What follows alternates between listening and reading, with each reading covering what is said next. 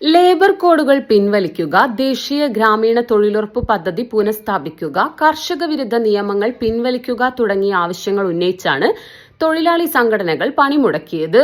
പട്ടാമ്പിയിൽ ബാങ്കുകൾ, പെട്രോൾ പമ്പുകൾ, കടകമ്പോളങ്ങൾ എന്നിവ അടഞ്ഞുകിടന്നു. മെഡിക്കൽ സ്റ്റോറുകൾ തുറന്നു പ്രവർത്തിച്ചു. ചുരുക്കം ചില സ്വകാര്യ വാഹനങ്ങൾ നിരത്തിലിറങ്ങി.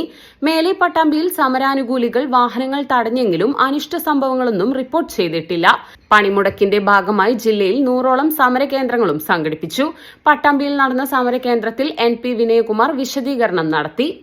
ആഗോളവൽക്കരണ നയങ്ങൾ നടപ്പിലാക്കാൻ തുടങ്ങിയ 1990-കൾക്ക് ശേഷം CIT ഉൾപ്പെടെയുള്ള ട്രേഡ് യൂണിയൻ സംഘടനകൾ 23 പണിമുടക്കുകൾ നടത്തുകയുണ്ടായി. എന്നാൽ ഇന്ന് നടക്കുന്ന 24ാമത്തെ പണിമുടക്കാണ്. ഈ പണിമുടക്കാനുള്ള സ്വാതന്ത്ര്യം നിലനിർത്തുന്നതിന് വേണ്ടിയുള്ള പോരാട്ടമായിട്ടാണ് മാറുന്നത്.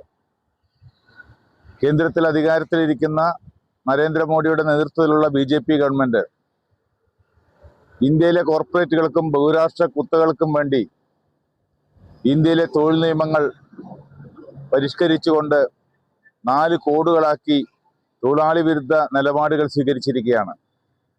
ലോകത്തെമ്പാടും തൊഴിലാളികളുടെ ജീവിതവുമായി ബന്ധപ്പെട്ടുകൊണ്ട് തൊഴിലാളികളുടെ ഉന്നമനത്തിന് വേണ്ടിയാണ് നിയമങ്ങൾ നിർമ്മിച്ചിട്ടുള്ളതെങ്കിൽ സ്വാതന്ത്ര്യാനന്തര കാലത്ത് ബ്രിട്ടീഷുകാരൻ ഉൾപ്പെടെ ഇന്ത്യൻ തൊഴിലാളി വർഗത്തിന് നൽകിയ ആനുകൂല്യങ്ങൾ ഓരോന്നായി എടുത്തു കളയുന്നതിന് വേണ്ടിയാണ് ഇപ്പോൾ കേന്ദ്ര ഗവൺമെന്റ് തയ്യാറായിട്ടുള്ളത്.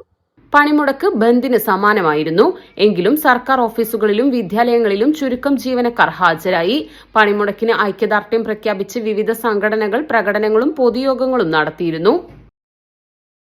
അതുകൊണ്ട് സ്വർണം വാങ്ങുമ്പോൾ GST നൽകിയെന്ന് ഉറപ്പുവരുത്തുക. സഫ ഗോൾഡ് ആൻഡ് ഡയമണ്ട്സ് ഒറിജിനൽ ബില്ലോടുകൂടി മാത്രം സ്വർണം വിൽക്കുന്നു. Safa Gold and Diamonds, different by design.